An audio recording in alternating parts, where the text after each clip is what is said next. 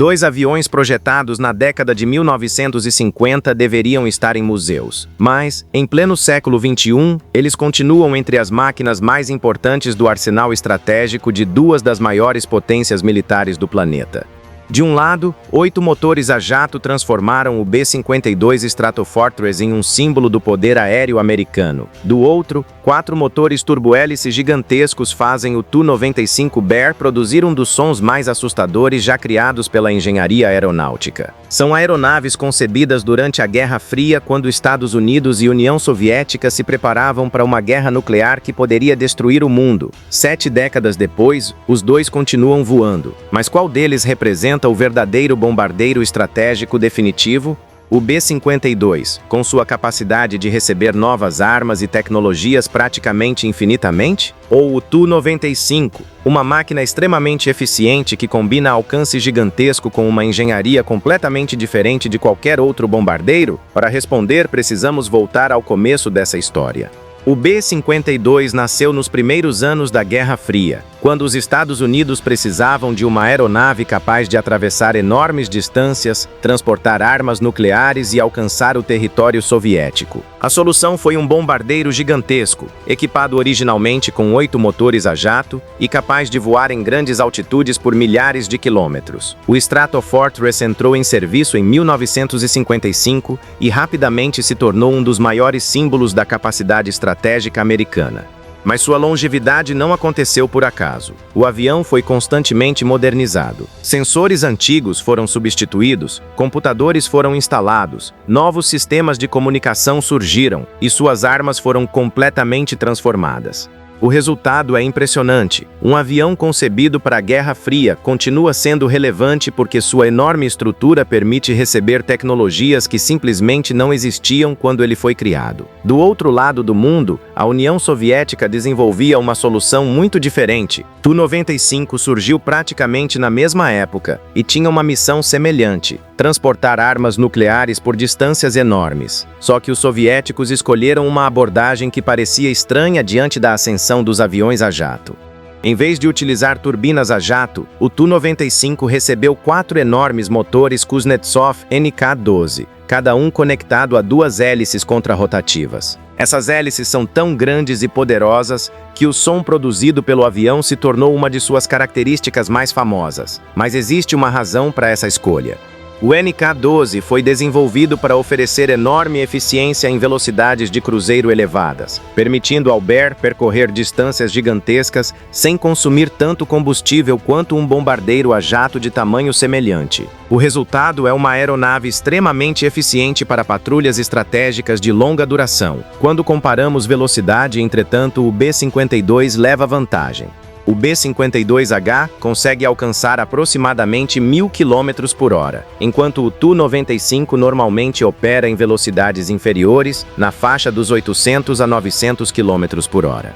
A diferença não parece gigantesca, mas em missões de milhares de quilômetros pode representar tempo adicional para chegar à área de lançamento. O Bear, por outro lado, compensa com uma característica essencial para sua missão: alcance. Sua enorme autonomia permite permanecer durante muitas horas em patrulhas estratégicas, especialmente quando combinado com reabastecimento em voo. E existe outro detalhe fascinante: o ruído do Tu-95.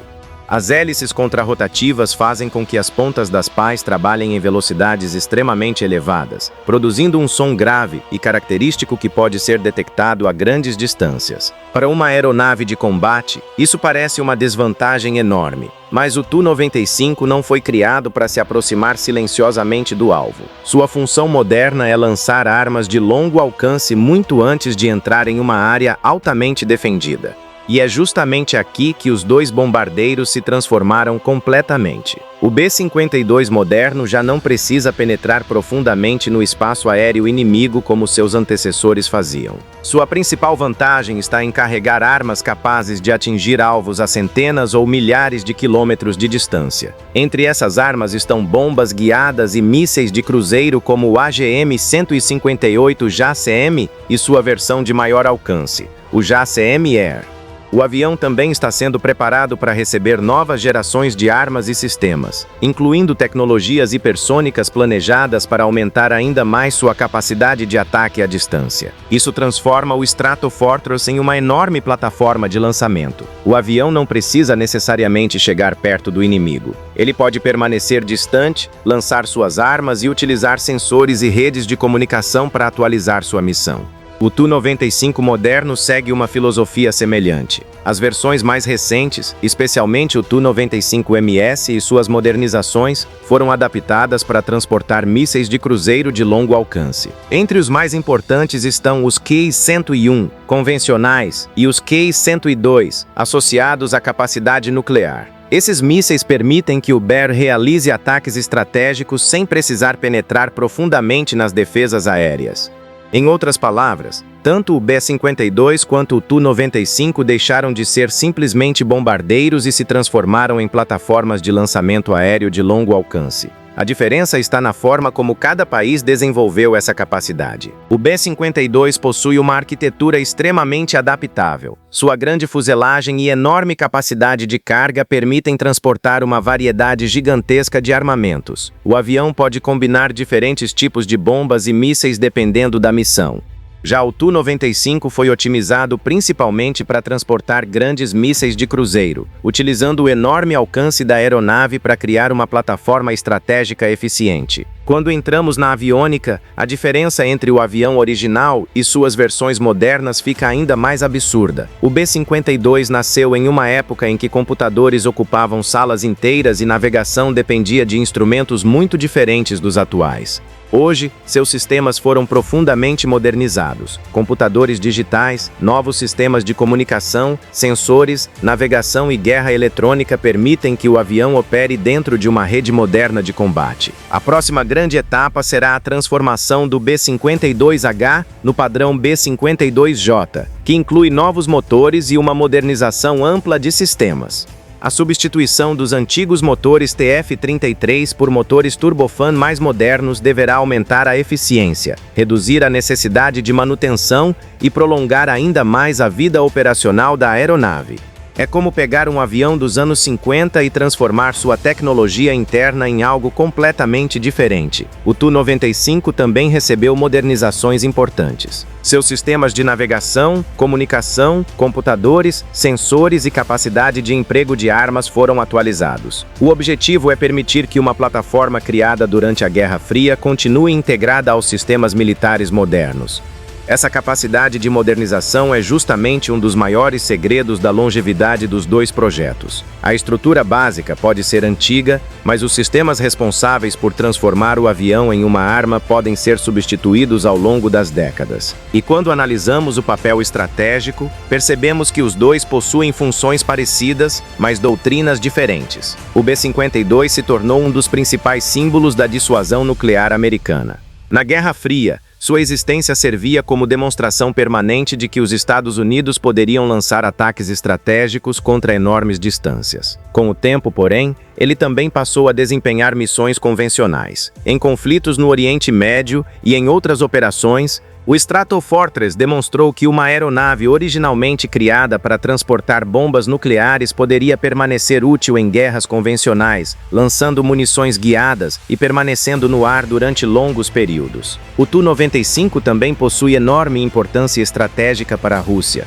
Seus voos de patrulha sobre áreas próximas ao Ártico e outros espaços estratégicos servem como demonstração de presença e capacidade militar. Em operações recentes, versões modernas do Bear também foram utilizadas como plataformas de lançamento de mísseis de cruzeiro. Isso mostra como a lógica dos dois projetos mudou. Eles não precisam necessariamente voar diretamente sobre o alvo.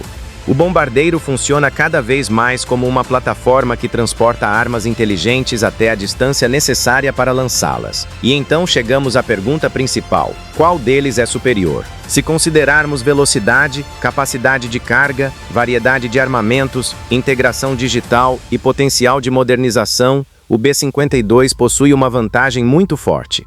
Sua enorme estrutura oferece espaço para novos equipamentos e armas, enquanto a indústria americana continua desenvolvendo atualizações para mantê-lo relevante. O Stratofortress também possui uma enorme vantagem logística. décadas de experiência, infraestrutura e uma cadeia de manutenção construída especificamente para manter essas aeronaves voando. Mas o Tu-95 não pode ser simplesmente descartado. Seu design extremamente eficiente permite realizar missões de longa duração com uma configuração de propulsão única. Os motores NK-12 continuam sendo uma das maiores obras da engenharia aeronáutica soviética, e o enorme alcance do Bear faz dele uma plataforma extremamente útil para patrulhas e lançamento de mísseis. No combate moderno, entretanto, velocidade e capacidade de carga não são os únicos fatores. A principal pergunta é: qual avião consegue entregar suas armas com maior eficiência e continuar relevante diante das mudanças tecnológicas? E nesse aspecto, o B-52 provavelmente leva vantagem. Ele foi concebido como uma plataforma extremamente grande e resistente, capaz de receber novas gerações de armas e sensores sem precisar ser substituído completamente. O Tu-95 também passou por modernizações, mas sua filosofia está mais ligada à eficiência e ao emprego de mísseis de longo alcance. O mais impressionante é que nenhum dos dois deveria estar aqui. Ambos foram criados quando a televisão ainda estava se popularizando, quando a corrida espacial nem sequer havia começado e quando a tecnologia digital praticamente não existia. Mesmo assim, eles sobreviveram porque seus projetistas acertaram em algo fundamental: construir aeronaves grandes o suficiente para evoluir. O B-52 e o Tu-95 não são apenas sobreviventes da Guerra Fria. Eles são exemplos de como uma plataforma bem projetada pode continuar relevante mesmo quando o mundo ao seu redor muda completamente. Eles sobreviveram a gerações inteiras de aeronaves, viram caças supersônicos surgirem, viram mísseis balísticos transformarem a guerra estratégica e agora estão entrando em uma era dominada por drones, inteligência artificial e armas hipersônicas. Mesmo assim, continuam voando. Agora eu quero saber sua opinião. Qual desses dois veteranos merece o título de maior bombardeiro estratégico da história? O B-52 Stratofortress, com sua capacidade absurda de modernização, carga e armamento, ou o Tu-95 Bear, com seu alcance impressionante, eficiência e motores únicos no mundo? E principalmente, qual deles você acredita que continuará voando por mais tempo? Deixe sua opinião nos comentários, porque talvez a maior prova de que essas máquinas são realmente lendárias seja justamente o fato de que, décadas depois de seu primeiro voo, ainda estamos discutindo qual delas é a melhor.